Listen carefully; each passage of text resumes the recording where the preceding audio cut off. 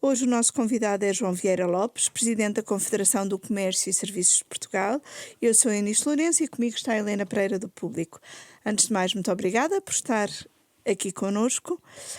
Vamos começar pelas medidas anunciadas ontem pelo Ministro do Ambiente, Matos Fernandes, para controlar os aumentos de eletricidade. Geralmente, o preço da eletricidade é apresentado como um fator que penaliza muito os empresários. Esta medida é suficiente? Tinham outra proposta? Chegaram a conversar sobre isto com o Governo? Bom, primeiro que tudo, muito obrigado pelo convite. Em termos de eletricidade, a área do comércio e serviços não é das mais atingidas pelo preço. A indústria é mais, não é? São mais outros setores, nomeadamente a indústria. Da nossa parte, em termos de energia, a nossa grande preocupação são os combustíveis. Em termos das medidas propostas pelo Governo, elas, em nossa opinião, são bastante pouco dinâmicas nesta fase e não vão ter grande influência em termos de todo o setor do comércio e serviços. No entanto, há aqui uma questão fundamental para nós, que é na altura em que se tenta dinamizar, por exemplo, a mobilidade elétrica, o preço da eletricidade nos nossos setores tem muita importância, porque na CCP nós temos todo o setor automóvel. Uhum. Achamos que, comparado com a Espanha, as medidas são um pouco ambiciosas. Não estávamos à espera de uma situação muito diferente, mas, francamente, achamos que o efeito não vai ser significativo. E em relação aos combustíveis, o que é que seria necessário do vosso ponto de vista? Bom, os combustíveis é uma questão que nos preocupa mais, porque também incluímos todo o setor de transportes, quer de mercadorias, quer de passageiros na Confederação, além de a logística é uma componente hoje em dia essencial na cadeia de valor, nomeadamente com o incremento do comércio eletrónico, que de facto a logística é o elemento-chave. Nesse contexto, há uma questão fiscal clara, ou seja, Portugal é dos países onde a sobrecarga fiscal sobre os combustíveis é das mais altas, mesmo que os combustíveis na origem, muitas vezes comparado com outros países, nomeadamente com a Espanha, são bastante, digamos, semelhantes. Agora, na carga fiscal não são. Mas tem expectativa que no Orçamento de Estado no próximo orçamento possa haver boas notícias nessa área? Os setores, nomeadamente dos transportes, estão nessa expectativa de que possam ser dados passos, há uns anos foram dados alguns passos em relação essencialmente ao transporte internacional, e, aliás, as propostas do setor dos transportes revelaram-se bastante positivas, tanto que as receitas até aumentaram. A transferência de consumo, que toda a exportação e todas as zonas fronteiriças, digamos, tinham pelo facto de muita gente ir abastecer a Espanha. Aliás, a fronteira de Espanha entrou 70 quilómetros dentro de Portugal, porque até essa distância compensava ir abastecer a Espanha, revelou-se positiva. Neste momento, da parte do setor logístico, mesmo em termos nacionais, é de facto um fator que contribui bastante para o preço, nomeadamente nos produtos sociais e nos produtos de menor valor. Não vê grande abertura da parte do Governo? Francamente, nós estamos muito, digamos, preocupados com este orçamento, porque apesar do Conselho das Finanças Públicas ter afirmado e demonstrado que existe uma folga de 1.600 milhões de euros, o nosso grande problema neste momento é se esses 1.600 milhões de euros vão ter impacto no tecido empresarial, onde seria extremamente importante. até para consolidar a saída da crise que por todos passamos. Nós vemos o governo demasiado otimista e pouco dinâmico nas medidas. Houve medidas durante a crise, mas isto não pode ser visto como um interruptor que agora se desliga e que tudo volta à normalidade. E aí nós temos algumas expectativas que o Governo olhe para as empresas, coisa que não fez no último Orçamento de Estado, e por isso até participamos ativamente na proposta conjunta das confederações empresariais, precisamente nessa área do Orçamento de Estado. E em relação ao orçamento, falou desses 1.700 milhões de euros de folga e receia que não chegue às empresas. O Governo já disse que uma das prioridades no orçamento será a revisão dos escalões do IRS. Há a proposta fiscal das confederações patronais. Há também uma petição a correr assinada por empresários e economistas que defende uma espécie de um crédito fiscal para as pessoas que tenham menos de 50 mil euros por ano e que seria uma forma de dinamizar o consumo. De todas estas propostas, o que é que pode ser mais favorável? O que é para os serviços e para o comércio poderia ser mais favorável? Para o comércio, o aumento do rendimento dos consumidores é favorável. Aliás, durante esta crise foi o que aguentou, aliás, grande parte da economia. Agora, o que nos preocupa essencialmente é que o Governo tem um conjunto de propostas, nomeadamente na área social e na área dos rendimentos individuais, que poderão ser positivas, mas até agora as experiências passadas que vimos em termos de mexer de escalões de IRS foram todas de efeito muito limitado. Ora, neste momento, o tecido empresarial precisa de um choque, nomeadamente um choque na área fiscal, não maximalista. Aliás, as confederações apresentaram uma proposta equilibrada, mas precisamos, acima de tudo, que neste momento se desenvolva o mercado interno e se apoie o mercado exportador sem um incremento de custos significativo.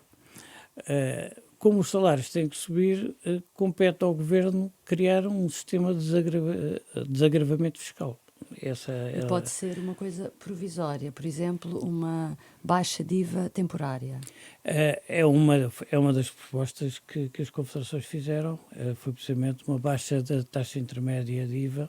E já percebeu do lado do Governo a receptividade a esse tipo de medidas?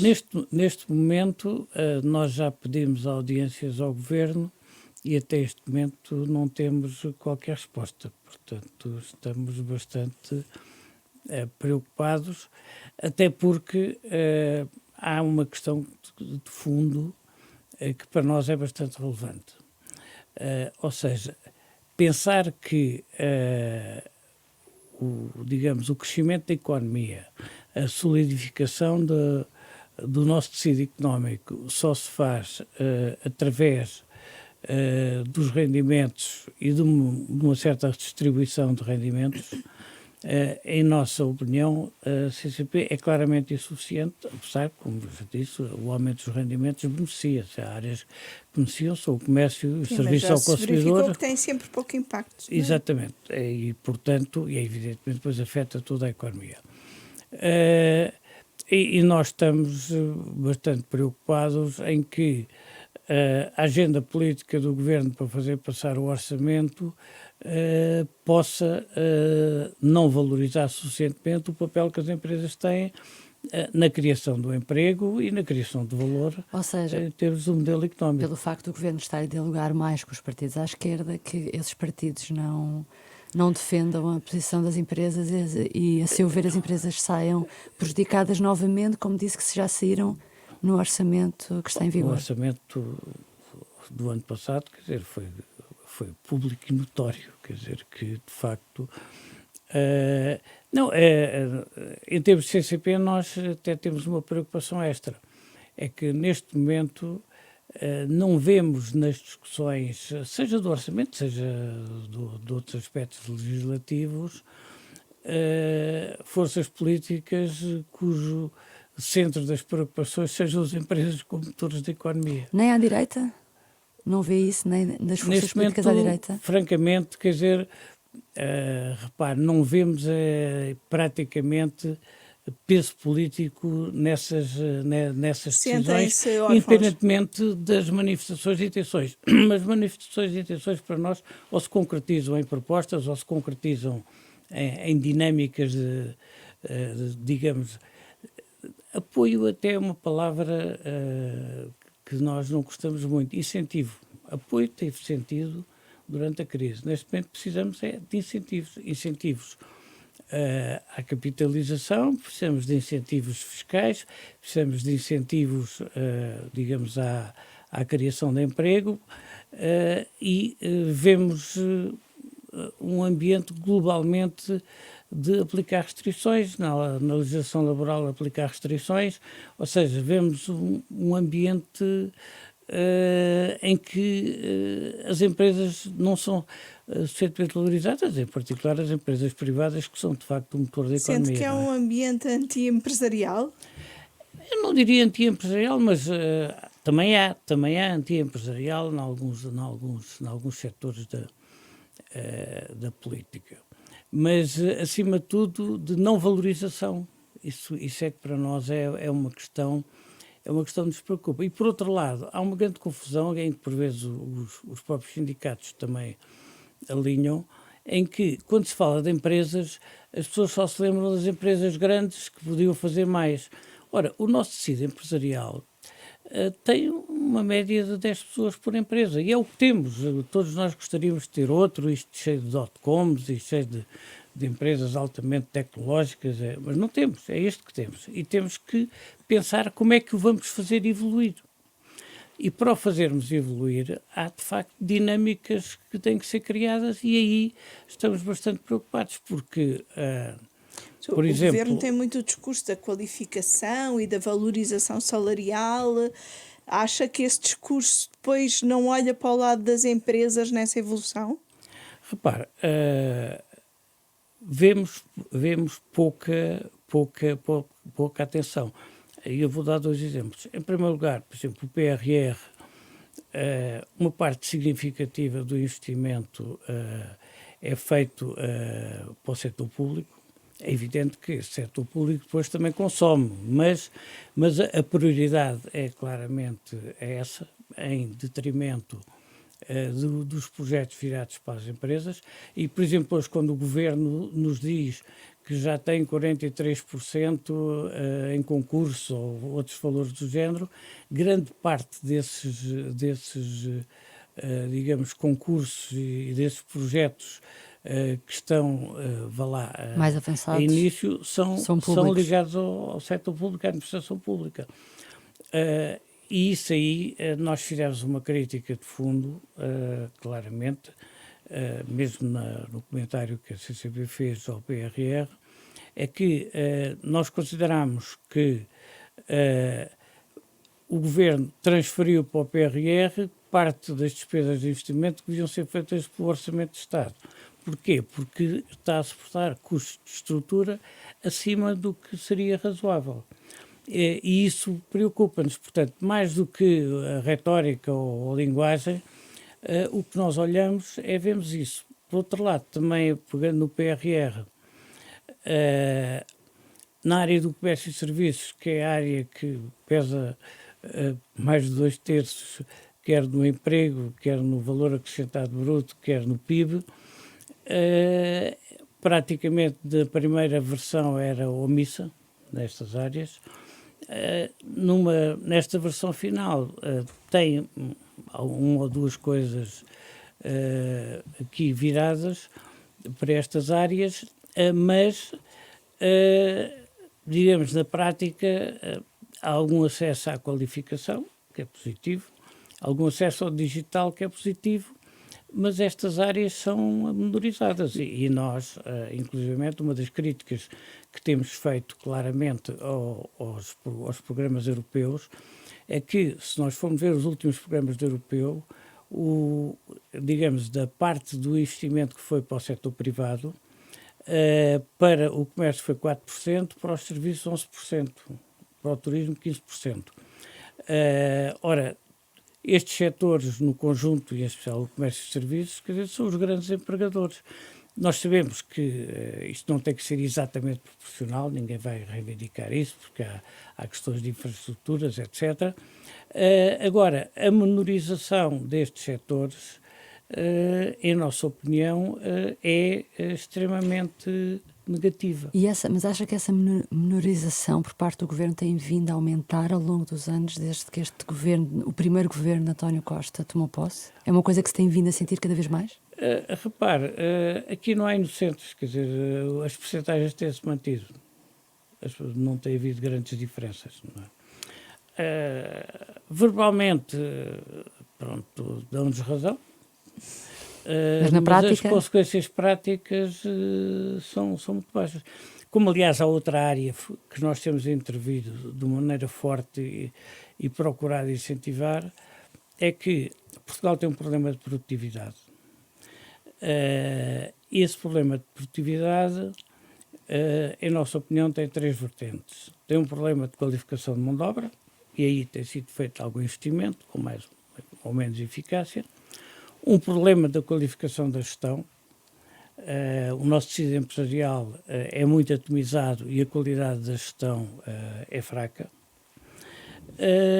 Mas também é preciso, digamos, aumentar a massa crítica do tecido empresarial. E para isso, por exemplo, os fundos europeus deviam incentivar os projetos coletivos. Porquê? Porque politicamente, e aqui também volto a dizer, não há inocentes em termos políticos, por vezes é mais fácil aos governos, ou mais, enfim, portanto, mais interessante em termos eleitorais, distribuir por projetinhos, quer dizer, do que fazer projetos maiores que obriguem as empresas a agregar-se, a trabalharem em conjunto, a trabalharem em rede. Evidentemente, ninguém põe em causa que deva haver projetos individuais, nada que se pareça com isso, mas, por exemplo, os fundos europeus podiam ser usados como incentivo nesse sentido. E, em particular, o PRR, que tem uma vertente diferente dos restantes fundos europeus. Já falou aqui várias vezes na criação de emprego e na importância que o setor do comércio e serviços tem na criação de emprego. O número de empregados bateu recordes em julho, atingiu o valor mais alto desde 1998, mas a grande quantidade de emprego criado, de acordo com o trabalho que publicámos na segunda-feira, quase 80% dos novos contratos são a termo ou a recibos verdes e metade entrou a ganhar menos de 900 euros. Os sindicatos dizem que a regra passou a ser contratar a prazo. Isto é uma situação passageira que se explica com o clima de incerteza ou é uma característica mesmo da economia portuguesa? Digamos, a economia portuguesa tem algum peso da contratação a prazo, mas neste momento a incerteza quanto ao futuro é de facto uma questão relevante para as opções. E por outro lado, o facto de, por exemplo, não se ter generalizado o período experimental dos 180 dias, na prática muitas empresas contratam as pessoas, quer dizer, a 6 meses para perceber se estão ou não adaptadas ao lugar. Nós pensamos que nesse aspecto há aqui um problema global de flexibilidade em termos de contratação. As empresas têm dificuldade em fazer ajustamentos se tiverem que fazer ajustamentos individuais. O despedimento coletivo em Portugal é mais favorável que na maior parte dos países europeus, mas o ajustamento individual é muito mais Portanto, complexo. o que é preciso flexibilizar é o despedimento pessoal, Sim, individual. sim, digamos, Portugal aí tem uma rigidez bastante grande, talvez só ultrapassada pela França e pouco mais, não é? Mas o Governo entregou uma europeus. série de propostas na concertação social, essencialmente para combater a precariedade. E no último congresso, não sei se ouviu o Primeiro-Ministro e Secretário-Geral do PS, no congresso do PS, dizer mesmo que pretende obrigar as empresas de trabalho temporário a terem trabalhadores efetivos. Acha isto possível? Nós achamos que isso é um absurdo. Quer dizer, isso é, digamos, um absurdo em função do conceito que tem sido o trabalho temporário. Repara, toda esta, digamos, alteração que neste momento se pretende fazer em termos de Código de Trabalho, em nossa opinião, tem claramente a ver com a agenda política. Nós estávamos a discutir o Livro Verde há um ano e tal, deram-se avanços significativos, alguns até foram produzidos para o efeito do acordo da formação. Fez-se um acordo em termos de alterações do Código de Trabalho em 2018, que, enfim, que neste momento, até devido à pandemia, não está totalmente aplicado. Portanto, nós consideramos que neste momento esta agenda do Governo tem mais a ver com os objetivos políticos de aprovação do orçamento e outros do que com os ajustamentos que são necessários. É natural, tem que se abordar o teletrabalho, que era enfim, uma ocupação marginal e que Sim, já passou lá a ter, vamos. Mas diga uma coisa, está a dizer importância. que o Governo está refém do PCP, nomeadamente, que é o principal, eu digo PCP porque é o principal partido que é público, com quem o Governo está a negociar o orçamento. Bom, sabe que nós tradicionalmente, a CCP, não nos pronunciamos nessa ótica partidária. Mas falou em interesses. Sim, Era só para sim, perceber não, que exato, interesses eram exatamente. esses. Não, mas eu estou a dizer isso porque nós nascemos no PREC e habituámos a negociar com todos os governos. Portanto, isso aí para nós não tem problemas. Agora, é evidente que o governo, ao fazer as opções políticas para aprovar o orçamento, terá necessariamente de fazer compromissos com os parceiros que encontrar para aprovar o E, orçamento. portanto, a E negociação sobre o Livro Verde mudou ou reorientou-se em função do calendário orçamental. Sim, da agenda política do governo. Em nossa opinião, sim. Em nossa opinião, sim. E estas medidas neste momento que o governo, este pacote de medidas, há questões que são óbvias. Vamos lá ver, incentivos ao emprego jovem são necessários. Aumento da produtividade para fazer aumentar os salários. Isso é essencial, por isso é que estas coisas eram desligadas, porque a experiência que nós tivemos é que o Governo, nos últimos anos, decretou, por exemplo, o aumento do salário mínimo, todos já sabemos que é baixo, a evolução de uma forma administrativa, quer dizer, independentemente da evolução da economia, e o que aconteceu foi que aproximou-se do salário médio. E, por exemplo, isso, por exemplo, acabou por criar entraves na negociação coletiva.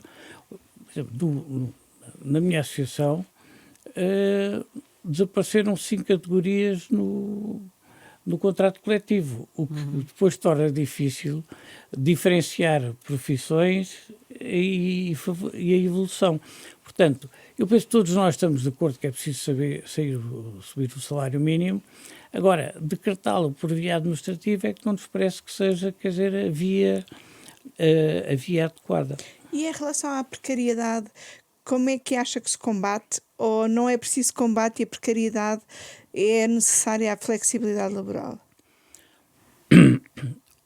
O modelo económico que neste momento funciona, chamemos-lo assim, na maior parte dos países europeus, tem que ser bastante mais flexível em termos de mercado de trabalho do que era aqui há uns anos. Infelizmente, ainda há muitas forças, quer políticas, quer sindicais, quer inclusivamente nos próprios governos, que têm dificuldade de perceber que hoje em dia, com as digitalizações, com as inteligências artificiais, com as robóticas, com o modo como aparecem novos modelos de negócio e de serviços, a flexibilidade tem que ser maior. E mais, sem essa flexibilidade não há emprego. Portanto, agora, isso é uma questão. Outra questão é garantir apoio social, garantir a integração na segurança social, garantir que os setores descontem, quer as pessoas que trabalham, quer as empresas, mas a rigidez de tornar tudo obrigatório não tem consequências, porque as empresas depois têm medo de contratar. Agora, por outro lado, há outra crítica que nós fizemos recentemente, também em relação a estas alterações laborais, é que, portanto, digamos, as presunções de laboralidade e todo um conjunto de questões que estão a querer ser colocadas neste momento, acabam por, digamos, criar condições para haver dificuldade no trabalho independente, dificuldade em formas de contratação mais ajustáveis, quer à sazonalidade, quer aos picos de trabalho, quer, enfim, a outros. Está a falar da transferência daquele modelo do combate à uberização para outras áreas, não é? Exatamente. Portanto, e por isso nós pensamos que, ainda por cima, não é este, enfim, o momento exato. Há certas para fazer novas alterações significativas no Código de Trabalho. Agora, como referia, o teletrabalho tem sentido ser regulamentado. Pois, deixa-me perguntar. Um acordo, mas nós, em geral, damos preferência ao comum acordo, nem à imposição da empresa, nem à imposição do trabalhador, ao contrário do que se pretende fazer numa série de situações. Assim como, por outro lado, há uma coisa que é clara, quer dizer, tendo em conta a dimensão do nosso tecido empresarial, todo o conjunto de direitos, de licenças, enfim, de situações em que neste momento as pessoas não podem trabalhar por isto ou por aquilo, que em termos humanos são perfeitamente compreensíveis, todas elas, mas neste nosso tecido empresarial, digamos, temos um problema de fundo, que é a viabilidade das próprias empresas. Uma empresa de 8 ou 10 pessoas tem dificuldade em, de repente, ter 3 ou 4 fora por razões várias. Portanto, o Governo, aparentemente, neste momento, em algumas coisas, começou a ter em conta a situação das microempresas, porque nem tudo é uma grande elétrica, nem tudo é um grande banco. Nem Sim, tudo nas propostas que o PS apresentou de alteração já preservou as microempresas. Foi não é? um dos problemas que nós levantámos claramente. Mas nisso então concordo, mas gostava então ia-lhe perguntar, realmente o PCP e o PS apresentaram, e o Bloco de Esquerda, propostas de alteração. Além dessa questão, outra que se vê que vai ser aprovada na Assembleia é o pagamento do acréscimo de despesas com o teletrabalho, de energia e de internet pela entidade empregadora. Sobre isso, estão confortáveis? Como é que verão estas alterações? Não, digamos, eu penso que é lógico e legítimo que as empresas participem nesse tipo de despesas. Agora, criar, digamos, um FII fixo mínimo, quer dizer, não é um absurdo. Portanto, como, por exemplo, algumas dessas propostas pretendem, isso não tem lógica nenhuma, porque isso iria encarecer brutalmente o trabalho. Bem, e a partir de certa altura, vamos lá ver, a questão de fundo aqui, quando se fazem estas discussões, é a seguinte. Das duas, uma, ou a produtividade vai acompanhando o aumento da produtividade vai acompanhando. Ou então as empresas têm que repercutir os aumentos de custos nos preços dos bens ou dos serviços. E depois ou são competitivas ou não são competitivas. Portanto, o teletrabalho eu penso que veio para ficar, não nas percentagens, como é evidente que assistimos durante a pandemia, até porque em dadas alturas até é obrigatório. Foi obrigatório, pois. Mas mesmo sem sendo obrigatório, mas vai subir para patamares claros. Agora, de preferência por comum acordo, custos perfeitamente quantificáveis de aumentos de gastos de eletricidade, de internet, do que quer que seja, nesse sentido, sim, pôr uma obrigatoriedade de mínimos fixos para nós não tem qualquer razão de ser. Aliás, as empresas, inclusivamente, que eu saiba, nunca nenhuma empresa, e ainda bem, e nós defendemos isso, vai exigir um trabalhador, por exemplo, que poupa nas deslocações. E, de facto, nenhuma empresa, e nós achamos que não devem pedir isso.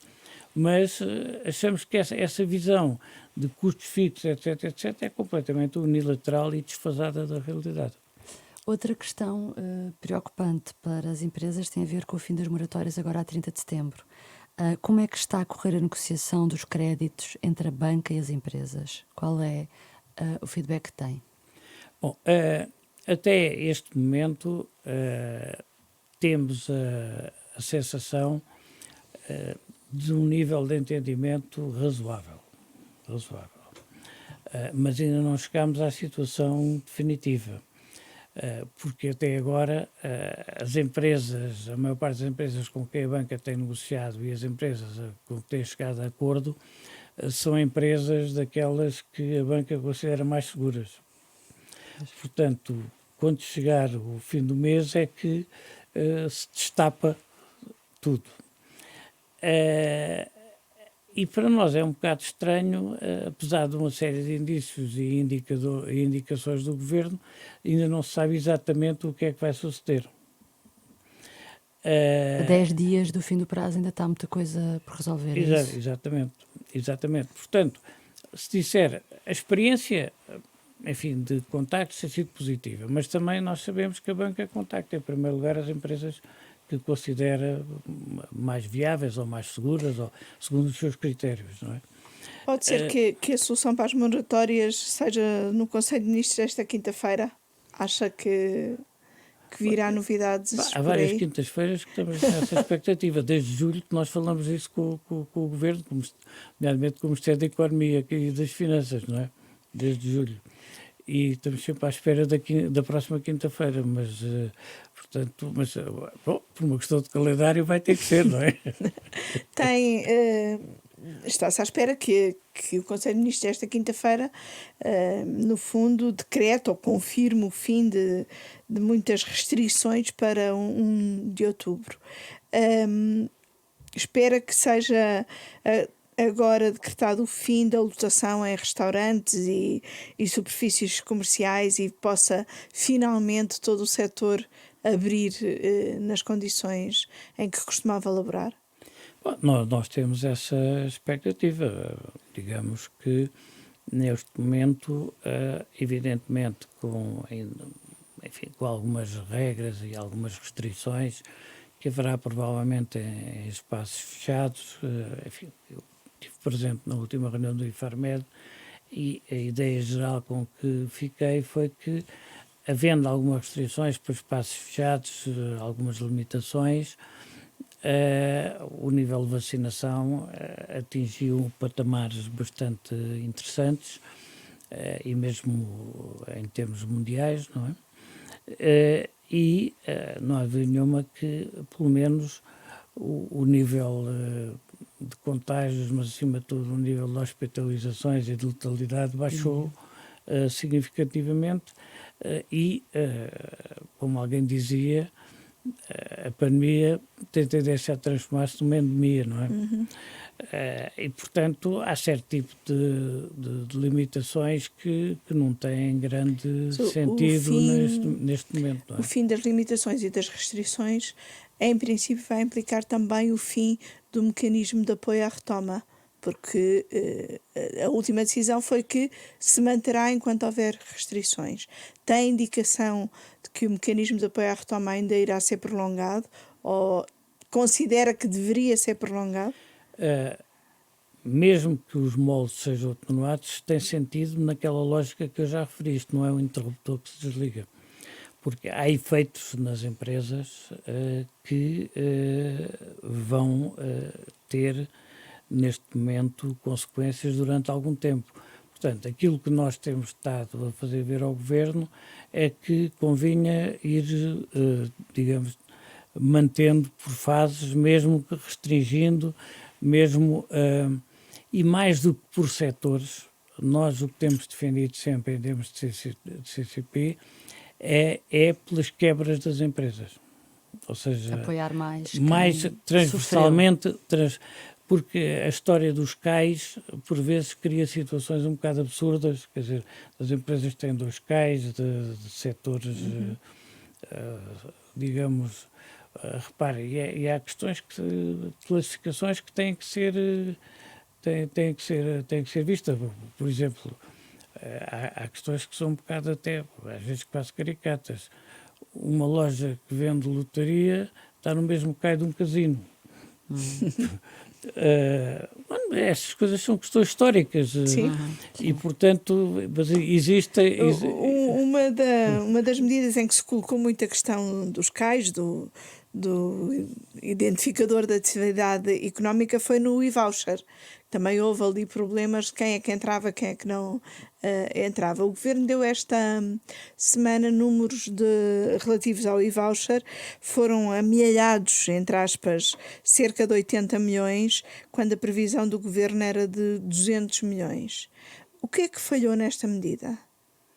Bom, esta medida, para já, era complicada. Quer dizer, a adesão, era difícil de perceber. A adesão não, e quer nós queremos, quer não, há um grau da população elevado que tem muita iliteracia na área digital e que tinha que se inscrever, etc. Isso é uma questão clara. Depois, eu penso que foi mal comunicada também. Portanto, há aqui um mix de 2 situações.